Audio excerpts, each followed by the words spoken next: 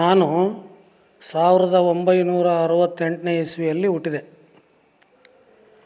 ಈಗ ನಾನು ವಿಡಿಯೋ ಮಾಡ್ತಾ ಇರೋದು 2024 ಸೆಪ್ಟೆಂಬರ್. ಎಷ್ಟೊಂದು ಬದಲಾವಣೆ ಆಗಿದೆ ಈ ಪ್ರಪಂಚ ನನ್ನ ಕಣ್ಣೆದುರಿಗೆ ಅಂತಂದರೆ ಊಹಿಸೋಕ್ಕೆ ಆಗ್ತಾಯಿಲ್ಲ. ಅಷ್ಟೊಂದು ಬದಲಾವಣೆ ಆಗಿದೆ. ವಿಜ್ಞಾನ ಮುಂದುವರೆದಂಗೆಲ್ಲ ಜನಗಳು ಕೂಡ ಬದಲಾಗ್ತಾ ಇದ್ದಾರೆ. ವಿಜ್ಞಾನ ತಂತ್ರಜ್ಞಾನ ಬಹಳ ವೇಗವಾಗಿ ಮುಂದುವರಿತಾ ಇದೆ. ನಾವು ಚಿಕ್ಕವರಿದ್ದಾಗ ಮೊಬೈಲ್ ಇಲ್ಲ, ಕಂಪ್ಯೂಟ್ರ್ ಇಲ್ಲ, ಇಂಟರ್ನೆಟ್ ಇಲ್ಲ, ಅದರ ಕಲ್ಪನೆಯೂ ಇಲ್ಲ. ಅವತ್ತಿನ ಜೀವನ ಹೇಗಿತ್ತು? ತುಂಬ ಚೆನ್ನಾಗಿತ್ತು. ಇದು ನಮ್ಮ ಅಬ್ಸರ್ವೇಷನ್ ಅಷ್ಟೇ. ಇವತ್ತಿನ ಜೀವನ ಹೇಗಿದೆ? ಎಲ್ಲ ಹಾಳಾಗೋಗಿದೆ. ನಾವು ಈಗ ಜನಸಾಮಾನ್ಯರಿಗೆ ಅಥವಾ ಒಂದು ಗುಂಪಿನ ಜನರಿಗೆ ಅಥವಾ ಒಂದು ಸಂಘದವರಿಗೆ ಇವತ್ತು ಕಾಲ ಚೆನ್ನಾಗಿಲ್ಲ ಅಂತಂದರೆ ಬೇಜಾರಾಗ್ತಾರೆ. ನಮ್ಮನ್ನು ತಪ್ಪಾಗಿ ನೋಡ್ತಾರೆ. ಇವನೇನು ಹುಚ್ಚ ಅಂತಾರೆ. ಅವತ್ತಿನ ಕಾಲದಲ್ಲಿ ಹೆಂಗಿತ್ತು, ಇವತ್ತಿನ ಕಾಲದಲ್ಲಿ ಹೆಂಗಿದೆ, ನಾವು ಕಣ್ಣಾರ ನೋಡಿ ಅನುಭವಿಸಿದ ಒಂದು ಮಾತುಗಳು ಬೆಲೆನೇ ಇಲ್ಲ. ಅವತ್ತು ಹೆಣ್ಣುಮಕ್ಕಳಿಗೆ ವಿದ್ಯಾಭ್ಯಾಸ ಮಾಡಿಸ್ತಿರ್ಲಿಲ್ಲ. 1970ನೇ ಇಸ್ವಿಯಲ್ಲಿ ಹೆಣ್ಣು ಮಕ್ಕಳಿಗೆ ವಿದ್ಯಾಭ್ಯಾಸ ಮಾಡಿಸ್ತಾ ಇರಲಿಲ್ಲ. ಈಗ ಹೆಣ್ಣು ಮಕ್ಕಳು ವಿದ್ಯಾಭ್ಯಾಸ ಮಾಡ್ತಾಯಿದ್ದಾರೆ. ಅವತ್ತು ರೈತರ ಮಕ್ಕಳು ರೈತರಾಗೇ ಇರ್ತಿದ್ರು. ಇವತ್ತು ರೈತರ ಮಕ್ಕಳು ಆಫೀಸರ್ಸ್ ಆಗಿ IAS ಆಫೀಸರ್ಸ್ ಆಗಿದ್ದಾರೆ. ರೈತರ ಕೆಲಸ ಮಾಡೋದಿಲ್ಲ. ಅವತ್ತಿನ ಕಾಲದಲ್ಲಿ ಅವತ್ತಿನ ಕಾಲ ಅಂತಂದರೆ ನಾನು ಹುಟ್ಟಿದ ಮೇಲೆ ನಾನು ನೋಡಿರೋದು 68ನೇ ಇಸ್ವಿಯಿಂದ 80ನೇ ಇಸ್ವಿವರೆಗೂ ಒಂದು ಸಣ್ಣ ಅನುಭವಗಳು ಹೇಳ್ತೀನಿ. ಅವತ್ತು ನಮಗೆ ಫಾರಿನ್ ಸಂಸ್ಕೃತಿ ಗೊತ್ತಿಲ್ಲ. ನಾವು ಹುಟ್ಟಿದ ಊರಲ್ಲೇ ಬೆಳೆದು ಅಲ್ಲೇ ಮದುವೆಯಾಗಿ ಅಲ್ಲೇ ಸತ್ತೋಗ್ತಿದ್ವಿ. ನಮ್ಮ ಹಿಂದಿನವರೆಲ್ಲ ಹಂಗೆ ಮಾಡಿರೋದು. 50 ಕಿಲೋಮೀಟ್ರ್ ಆ ಕಡೆ ಯಾವ ಊರಿದೆ ಅಂತ ಗೊತ್ತಿಲ್ಲ. ಅಲ್ಲೇ ಹುಟ್ಟಿ ಅಲ್ಲೇ ಬೆಳೆದು. ಯಾಕಂದರೆ ವೆಹಿಕಲ್ಸ್ ಇಲ್ಲ, ಆಟೋ ಇಲ್ಲ, ಬಸ್ ಇಲ್ಲ, ಕಾರ್ ಇಲ್ಲ, ಲಾರಿ ಇಲ್ಲ, ಯಾತ್ರಿ ಇಲ್ಲ. ಆ ಟೈಮ್ನಲ್ಲಿ ಎತ್ತಿನ ಗಾಡಿ ಬಿಟ್ಟರೆ ಏನೂ ಇಲ್ಲ. ಮೊಟ್ಟ ಮೊದಲ ಬಾರಿಗೆ ಸೈಕಲ್ ತೊಗೊಂಬಂದಾಗ ನಮ್ಮೂರಲ್ಲಿ ನಮಗೆ ಭಾಳ ಖುಷಿ ಆಯಿತು. ಮೊಟ್ಟ ಮೊದಲ ಬಾರಿಗೆ ಸ್ಕೂಟ್ರ್ ತಂದಾಗ ನಮ್ಮೂರಲ್ಲಿ ನಮಗೆಲ್ಲ ಭಾಳ ಖುಷಿ ಆಯಿತು, ಆಶ್ಚರ್ಯ ಆಯಿತು. ಆ ಥರ ಅನುಭವ ಇರತಕ್ಕಂಥ ನಾವು ಅವತ್ತಿನ ಸಂಸ್ಕೃತಿ, ಅವತ್ತು ಮಡಿವಂತಿಕೆ, ಆಚಾರ ವಿಚಾರ, ನಡೆನುಡಿ, ಶಾಸ್ತ್ರ ಸಂಪ್ರದಾಯ ಇವತ್ತಿಲ್ಲ.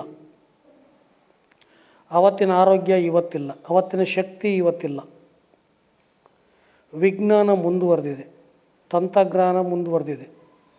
ಇದಕ್ಕೆಲ್ಲ ಕಾರಣ ಏನು ಅಂತಂದರೆ ನಾವು ಗುರುಗಳು ಇಲ್ಲದೇ ಇರೋದು ಒಂದು. ಎರಡನೇದು, ಬೇರೆ ಸಂಸ್ಕೃತಿ ಬೇರೆ ಧರ್ಮಕ್ಕೆ ಅಟ್ರಾಕ್ಟ್ ಆಗಿದ್ದೀವಿ, ಅದು ಒಂದು. ಬೇರೆ ದೇಶದಿಂದ ಬಂದು ನಮ್ಮ ದೇಶದಲ್ಲಿ ನಿಮ್ಮ ಸಂಸ್ಕೃತಿ ಸರಿಯಿಲ್ಲ ಅಂಥೇಳಿ ಅವರ ಸಂಸ್ಕೃತಿಯನ್ನು ಎಲ್ಲರಿಗೂ ಕಲಿಸ್ತಾ ಇದ್ದಾರೆ. ಇವರು ಕೂಡ ಹುಟ್ಟಿದಾಗಿಂದ ಏನು ಕಲ್ತಿರಲ್ಲ, ಅದೇ ನಿಜ ಅಂದ್ಕೊಂಡು ಅದನ್ನೇ ಫಾಲೋ ಮಾಡ್ತಾರೆ. ನಮ್ಮ ಪ್ರಪಂಚದಲ್ಲಿರ್ತಕ್ಕಂಥ 190 ದೇಶಗಳು ಎಲ್ಲ ಜನನೂ ಇಲ್ಲಿದ್ದಾರೆ. ಆ 190 ದೇಶಗಳ ಎಲ್ಲ ಸಂಸ್ಕೃತಿನೂ ನಮ್ಮ ದೇಶದಲ್ಲಿದೆ. ಜನಗಳು ಕನ್ಫ್ಯೂಸ್, ಯಾವ್ದು ಮಾಡಬೇಕು ಯಾವ್ದು ಬಿಡಬೇಕು. ಯಾಕಂದರೆ ಎಲ್ಲರೂ ಒಟ್ಟಿಗೆ ಸೇರಿ ಕೆಲಸ ಮಾಡಬೇಕಾಗತ್ತೆ. ಯಾರು ಊಟ ಕೊಡ್ತಾರೋ ಅವ್ರ ಮಾತು ಕೇಳಬೇಕಾಗತ್ತೆ. ಯಾರು ಊಟ ಕೊಡ್ತಾರೆ, ಕೆಲಸ ಕೊಡ್ತಾರೆ, ಊಟ ಬಟ್ಟೆ ಕೊಡ್ತಾರೆ, ಅವ್ರು ಹೇಳ್ದಂಗೆ ಕೇಳಬೇಕಾಗತ್ತೆ. ನಮ್ಮ ದೇಶದಲ್ಲಿ ಬೇರೆ ದೇಶದಿಂದ ಬಂದು ನಮ್ಮ ಎಲ್ಲ ಸಂಸ್ಕೃತಿಯನ್ನು, ನಮ್ಮ ಎಲ್ಲ ಸಿಸ್ಟಮನ್ನು ಹಾಳು ಮಾಡ್ತಾಯಿದ್ದಾರೆ. ಅವರು ತಪ್ಪು ಮಾಡ್ತಾಯಿಲ್ಲ, ಅವ್ರಿಗೆ ಹೆಂಗೆ ಬೇಕೋ ಹಂಗೆ ತಿದ್ಕೊತಾ ಇದ್ದಾರೆ. ಅವರು ಇಲ್ಲಿ ಬಂದು ವ್ಯವಹಾರಗಳನ್ನ ಮಾಡ್ತಾರೆ. ಅವ್ರಿಗೆ ಹೆಂಗೆ ಬೇಕೋ ಹಂಗೆ ತಿದ್ಕೊತಾರೆ. ಅದೆಲ್ಲ ಒಂದು ಕಡೆ ಆದರೆ, ಇನ್ನೊಂದು ಕಡೆ ಅವತ್ತಿನ ಆರೋಗ್ಯ ಇವತ್ತಿಲ್ಲ. 1980ನೇ ಇಸ್ವಿಯಿಂದ ಒಳಗೆ ಅವತ್ತಿನ ಆರೋಗ್ಯ ಏನಿದೆಯಲ್ಲ ಇವತ್ತಿಲ್ಲ. ಅವತ್ತು ಜನ ಗುರುಗಳಿರ್ತಿದ್ರು, ಶಾಸ್ತ್ರ ಸಂಪ್ರದಾಯ ಪಾಲನೆ ಮಾಡ್ತಿದ್ರು. ಪ್ರತಿಯೊಂದು ಮನೆಗೂ ಒಂದು ಮನೆ ದೇವರು, ಪ್ರತಿಯೊಂದು ಮನೆಗೂ ಒಬ್ಬ ಮನೆ ಗುರು, ಮಠದ ಗುರು, ಪ್ರತಿಯೊಬ್ಬ ಮನೆಗೂ ಒಬ್ಬ ಫ್ಯಾಮಿಲಿ ಡಾಕ್ಟ್ರು ಅವತ್ತಿನ ಕಾಲದಲ್ಲಿತ್ತು. ಇವತ್ತಿನ ಕಾಲದಲ್ಲಿ ಅದ್ಯಾವುದೂ ಇಲ್ಲ. ಹಿಂದಿನವರು ಸಾವಿರಾರು ವರ್ಷಗಳ ಅನುಭವದಿಂದ ಶಾಸ್ತ್ರ ಸಂಪ್ರದಾಯ ಆಚಾರ ವಿಚಾರ ನಡೆನುಡಿ ಇವನ್ನೆಲ್ಲ ನಮಗೆಲ್ಲ ಕಲಿಸ್ಕೊಟ್ಟು ಹೋಗಿದ್ದಾರೆ. ಆದರೆ ಅದನ್ನೆಲ್ಲ ಗಾಳಿಗೆ ತೂರಿ ಓದಿದ್ದೀನಿ ಬರೆದಿದ್ದೀನಿ ಅಂತ ಹೇಳ್ಬಿಟ್ಟು ವಿಜ್ಞಾನ ಮುಂದುವರೆದಿದೆ, ತಂತ್ರಜ್ಞಾನ ಮುಂದುವರೆದಿದೆ ಅಂತ ಹೇಳ್ಬಿಟ್ಟು ಎಲ್ಲ ಕೈ ಬಿಟ್ಬಿಟ್ಟಿದ್ದಾರೆ. ನಮ್ಮ ದೇಹದ ಒಳಗಡೆ ಇರುವ ಪ್ರಪಂಚ ಅದೇನು ಬದಲಾಗಿಲ್ಲ. ನಮ್ಮ ದೇಹದ ಒಳಗಡೆ ಇರುವ ಟೆಕ್ನಾಲಜಿ ಏನು ಬದಲಾಗಿಲ್ಲ. ನಮ್ಮ ದೇಹದ ಒಳಗಡೆ ಇರುವ ಟೆಕ್ನಾಲಜಿ ಅದೇ ಇದೆ. ಸಾವಿರಾರು ವರ್ಷಗಳಿಂದ ಏನು ನಮ್ಮ ದೇಹದ ಒಳಗಡೆ ಏನೇನಿದೆಯೋ ಅವು ಈಗಲೂ ಅದೇ ಇದೆ, ಮುಂದೂ ಅದೇ ಇರುತ್ತೆ. ಅವು ಬದಲಾಗಲ್ಲ. ತಂತ್ರಜ್ಞಾನ ವಿಜ್ಞಾನ ಬದಲಾಗ್ಬೋದು, ಆದರೆ ದೇಹದ ಒಳಗಡೆ ಅದೇ ಹೃದಯ, ಅದೇ ಕಿಡ್ನಿ, ಅದೇ ಲಿವರು, ಅದೇ ಬ್ರೈನು, ಅದೇ ಲಂಗ್ಸು, ಅದೇ ಕೈ, ಅದೇ ಕಾಲು, ಅದೇ ರಕ್ತ, ಅದೇ ಮೂಳೆ, ಅದೇ ಮಾಂಸ ಎಲ್ಲ ಅದೇ ಇರುತ್ತೆ. ವಿಜ್ಞಾನ ತಂತ್ರಜ್ಞಾನ ಮುಂದುವರೆದಿಟ್ಟಿಗೆ ಅದೇನು ಬದಲಾಗಲ್ಲ. ಶಾಸ್ತ್ರ ಸಂಪ್ರದಾಯ ಆಚಾರ ವಿಚಾರ ಮಾಡಿರೋದು ದೇಹದ ಒಳಗಿನ ಪ್ರಪಂಚದಲ್ಲಿ ಜೀವನ ಮಾಡೋಕ್ಕೆ. ದೇಹದ ಒಳಗಿನ ಪ್ರಪಂಚವನ್ನು ಸ್ವಚ್ಛವಾಗಿಟ್ಕೊಂಡು ದೇಹದ ಒಳಗಿನ ಪರಿಸರವನ್ನು ಸ್ವಚ್ಛವಾಗಿ ಕಾಪಾಡಿಕೊಂಡು ಆರೋಗ್ಯವಾಗಿ ಸುಖವಾಗಿ ಸಂತೋಷವಾಗಿರೋಕ್ಕೆ ಮಾಡಿದ್ದಾರೆ. ಈಗ ರೈಲು ಕಂಡುಹಿಡ್ದಿದ್ದಾರೆ, 2 ಹಳಿ ಮೇಲೆ ಹೋಗುತ್ತೆ. ನೀನು ಎಷ್ಟೇ ಟೆಕ್ನಾಲಜಿ ಮುಂದುವರೆದ್ರೂ ಆ 2 ಹಳಿ ಚೇಂಜ್ ಆಗಲ್ಲ, ಆ 2 ಹಳಿ ಮೇಲೆ ಹೋಗುತ್ತೆ. ಅದೇ ರೀತಿ ಟೈಪ್ರೈಟರ್ ಕಂಡುಹಿಡಿದಿದ್ದಾರೆ, ಫಸ್ಟು ಕೀಬೋರ್ಡು. ಇವತ್ತು ಎಷ್ಟೇ ಕಂಪ್ಯೂಟ್ರ್ ಎಷ್ಟೇ ತಂತ್ರಜ್ಞಾನ ಬಂದ್ರೂ ಅದೇ ಕೀಬೋರ್ಡೇ ಇರೋದು. ನಾನು ಸುಮ್ಮನೆ ಉದಾಹರಣೆ ಕೊಟ್ಟೆ. ಆದರೆ ತಂತ್ರಜ್ಞಾನ ವಿಜ್ಞಾನ ಮುಂದುವರೆದ ತಕ್ಷಣ ದೇಹದ ಒಳಗಡೆ ಅದೇ ಇರುತ್ತೆ, ಬೇರೆ ಇರಲ್ಲ. ನಮ್ಮ ದೇಶದಲ್ಲಿ ಶಿಕ್ಷಣ ಮತ್ತು ನಮ್ಮ ದೇಶದ ಸಂಸ್ಕೃತಿ ಹಾಳಾಗ್ತಾ ಇದೆ. ಆದಷ್ಟು ಉಳಿಸ್ಬೇಕು, ಬೆಳೆಸಬೇಕು. ದೇಹದ ಒಳಗಿನ ಪ್ರಪಂಚದ ಬಗ್ಗೆ ಸಂಶೋಧನೆಗಳಾಗ್ತಾ ಇಲ್ಲ, ಆ ವಿಜ್ಞಾನ ಮುಂದುವರಿತಾ ಇಲ್ಲ. ದುರಭ್ಯಾಸ ದುರ್ಚಟಗಳಿಗೆ ಬಲಿಯಾಗಿ ದೇಹ ಎಲ್ಲ ಕೆಡಿಸ್ಕೊಂಡು ಮನಸ್ಸೆಲ್ಲ ಕೆಡಿಸ್ಕೊಂಡು ನರಳ್ತಾ ಇದ್ದಾರೆ. ವಿಜ್ಞಾನಿಗಳು ಆ ಕೆಟ್ಟೋಗಿರೋದನ್ನು ಸರಿ ಮಾಡೋಕ್ಕೆ ಪ್ರಯತ್ನ ಮಾಡ್ತಾಯಿದ್ದಾರೆ. ಆದರೆ ಸಾವಿರಾರು ವರ್ಷಗಳ ಹಿಂದೆ ಇದೇ ಥರ ವಿಜ್ಞಾನಿಗಳು, ಆವಾಗ ಋಷಿಮುನಿಗಳು, ಓಕೆ, ಅವರು ವಿಜ್ಞಾನಿಗಳೇ. ಋಷಿಮುನಿಗಳು ಅಂದರೆ ಅವರು ವಿಜ್ಞಾನಿಗಳೇ, ಋಷಿಮುನಿಗಳು ಎಲ್ಲ ಎಕ್ಸ್ಪರಿಮೆಂಟ್ ಮಾಡಿ ಎಲ್ಲ ಜನಗಳಿಗೆ ತರಬೇತಿ ಕೊಟ್ಟು ಎಲ್ಲ ಗ್ರಂಥಗಳು ಬರೆದು ಸತ್ತೋಗಿದ್ದಾರೆ. ಅವರನ್ನು ನಾವು ಪಾಲನೆ ಮಾಡ್ಕೊಂಡು ಬಂದಿದ್ದೀವಿ. ಅದರಿಂದ ದೇಶ ಇವತ್ತು ಇಷ್ಟು ಚೆನ್ನಾಗಿರೋದಕ್ಕೆ ಕಾರಣ ಅಲ್ಪ ಸ್ವಲ್ಪ ಪಾಲನೆ ಮಾಡ್ತಾಯಿದ್ದೀವಿ. ನಾವು ವಿಜ್ಞಾನ ಮುಂದುವರಿಲಿ, ಬೇಕಾದ ಮುಂದುವರಿಲಿ, ಆ ವಿಜ್ಞಾನವನ್ನು ನಮ್ಮ ಒಳ್ಳೆಯದಕ್ಕೋಸ್ಕರ ಬಳಸ್ಕೋಬೇಕು. ನಮಗೆ ಒಳ್ಳೆಯದಾಗಬೇಕು, ನಮ್ಮ ಆರೋಗ್ಯ ಕೆಟ್ಟೋಗಬಾರ್ದು. ನಮ್ಮ ದೇಹದ ಒಳಗಡೆ ಇರ್ತಕ್ಕಂಥ ಯಾವುದೇ ಪ್ರಪಂಚ, ಯಾವುದೇ ಒಂದು ಪಾರ್ಟ್ಸ್ ಕೆಟ್ಟೋಗಬಾರ್ದು. ವಿಜ್ಞಾನ ಬಳಸಿ ಶಕ್ತಿ ನಾಶ ಮಾಡ್ಕೊತಾ ಇದ್ದಾರೆ ಎಲ್ಲ ಜನ. ವಿಜ್ಞಾನನ ಶಕ್ತಿ ನಾಶಕ್ಕೆ ಬಳಸಬಾರ್ದು.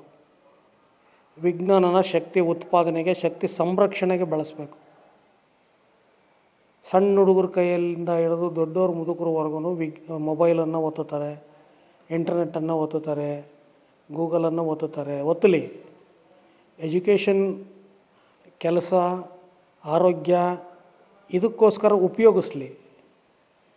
ಆರೋಗ್ಯ ಕೆಡಿಸ್ಕೊಳಕ್ಕೆ ಉಪಯೋಗಿಸ್ಕೋಬಾರ್ದು, ಆರೋಗ್ಯ ಚೆನ್ನಾಗಿಟ್ಕೊಳಕ್ಕೆ ಉಪಯೋಗಿಸ್ಬೇಕು. ನಾವು ದೇವರು ನಮಗೆ ಕೈ ಕಾಲು ಕೊಟ್ಟಿದ್ದಾನೆ, ಕಷ್ಟಪಟ್ಟು ಕೆಲಸ ಮಾಡೋದಕ್ಕೋಸ್ಕರ ಕೊಟ್ಟಿದ್ದಾನೆ. ಈ ಕೈ ಕಾಲಿಗೆ ಯಾವಾಗಲೂ ಕೆಲಸ ಕೊಡಬೇಕು, ಕಷ್ಟಪಟ್ಟು ಕೆಲಸ ಮಾಡಬೇಕು. ಮೆದುಳಿಗೆ ಎಷ್ಟು ಕೆಲಸ ಕೊಡ್ತೀಯೋ ಅದ್ರ 2ರಷ್ಟು ಕೆಲಸ ದೇಹಕ್ಕೆ ಕೊಡಬೇಕು. ಮೆದುಳು ನಿನ್ನ ಜ್ಞಾನ, ನಿನ್ನ ಮೆದುಳು ಎಷ್ಟಿರುತ್ತೋ ಅಷ್ಟು ಶಕ್ತಿ ನಿನಗಿರಬೇಕು. ಇಲ್ಲ ಅಂದರೆ ಬಾಡಿ ಡ್ಯಾಮೇಜ್ ಆಗ್ತವೆ. ಯಾಕಂದರೆ ನಿನ್ನ ಜ್ಞಾನಕ್ಕೆ ತಕ್ಕಂಗೆ ನಿನ್ನ ಅಂಗಾಂಗಗಳು ಸ್ಪಂದಿಸಬೇಕು. ನಿನ್ನ ಬಾಡಿ ಒಳಗಡೆ ಹೃದಯ, ಕಿಡ್ನಿ, ಲಿವರ್ ಇದೆಯಲ್ಲ, ಅದು ನಿನಗೆ ಸಪೋರ್ಟ್ ಮಾಡಬೇಕು. ನಿನ್ನಲ್ಲಿರ್ತಕ್ಕಂಥ ಜ್ಞಾನಕ್ಕೂ ನಿನ್ನಲ್ಲಿರ್ತಕ್ಕಂಥ ಶಕ್ತಿಗೂ ಮ್ಯಾಚ್ ಆಗಬೇಕು.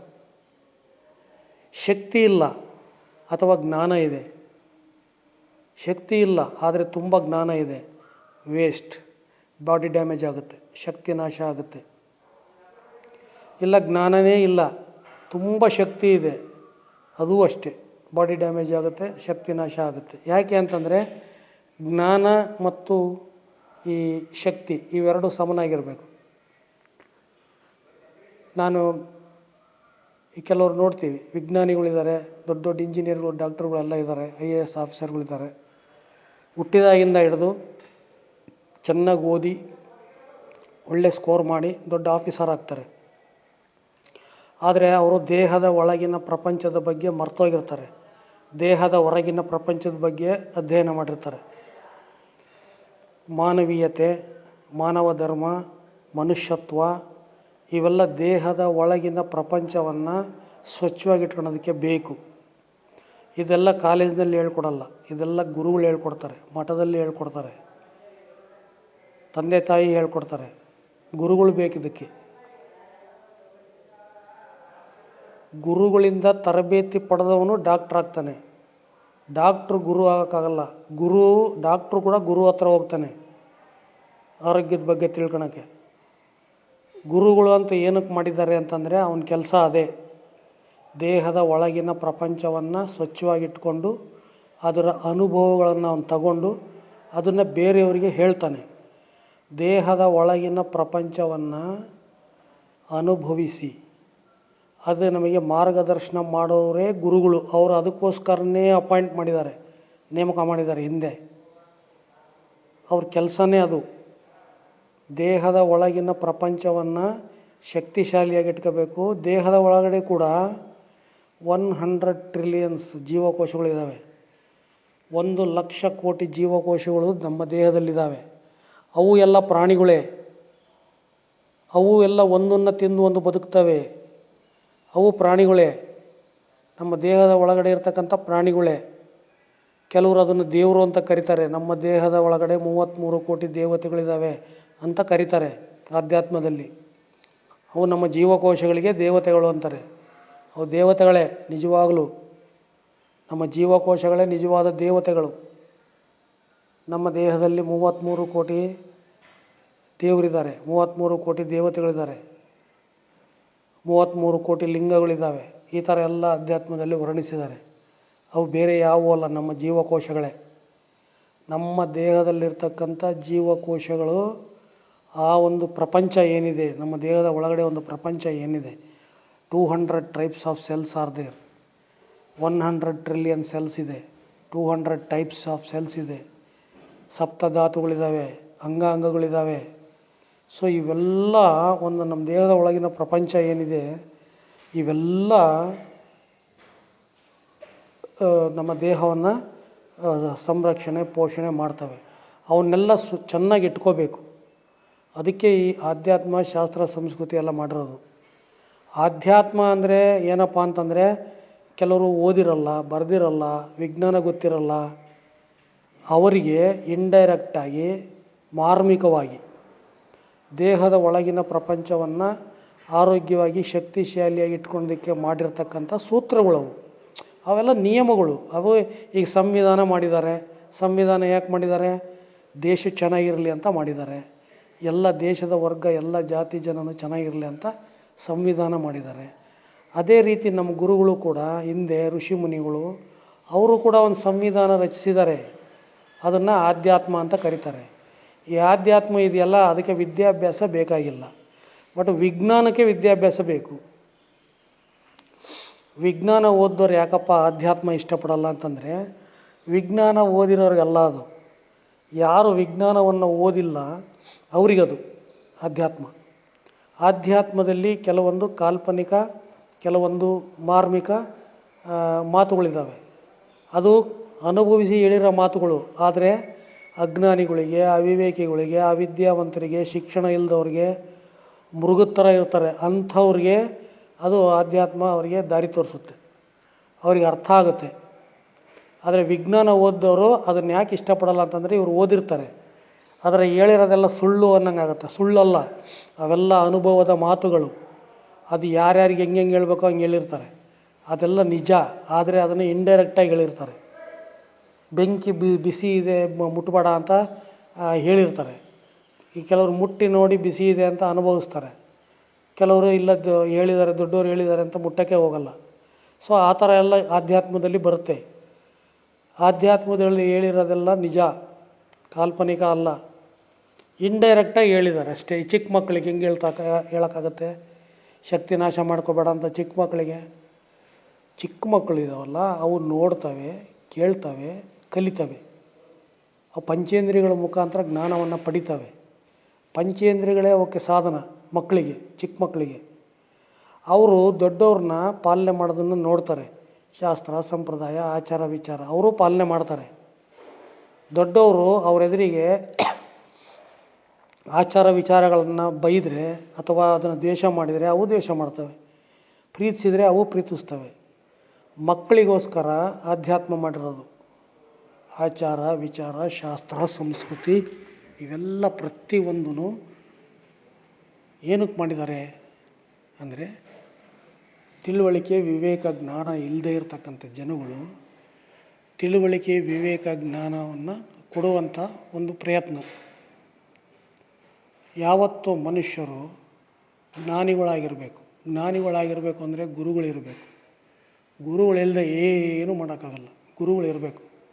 ಗುರುಗಳು ಅಂದರೆ ಯಾರಾದರೂ ಆಗಿರ್ಬೋದು, ತಂದೆ ತಾಯಿ ಆಗಿರ್ಬೋದು, ಗುರುಗಳಾಗಿರ್ಬೋದು. ತಂದೆ ತಾಯಿ ಒಂದು 12 ವರ್ಷದವರೆಗೆ ನಮಗೆ ತಿದ್ದಿ ಬುದ್ಧಿ ಹೇಳ್ತಾರೆ. 12ನೇ ವಯಸ್ಸಿನಿಂದ ಗುರು ಬೇಕೇ ಬೇಕು. ಗುರು ಇದ್ದರೆ ಜೀವನ ಸ್ವರ್ಗ, ಗುರು ಇಲ್ಲದೇ ಇದ್ದರೆ ಜೀವನ ನರಕ. ಗುರು ಇರಲೇಬೇಕು. ಗುರುವಿನ ಮಾರ್ಗದರ್ಶನದಲ್ಲೇ ಜೀವನ ಮಾಡಬೇಕು. ಮುಂದಿನ ಭಾಗದಲ್ಲಿ ಮುಂದುವರಿಸ್ತೀನಿ. ಧನ್ಯವಾದಗಳು.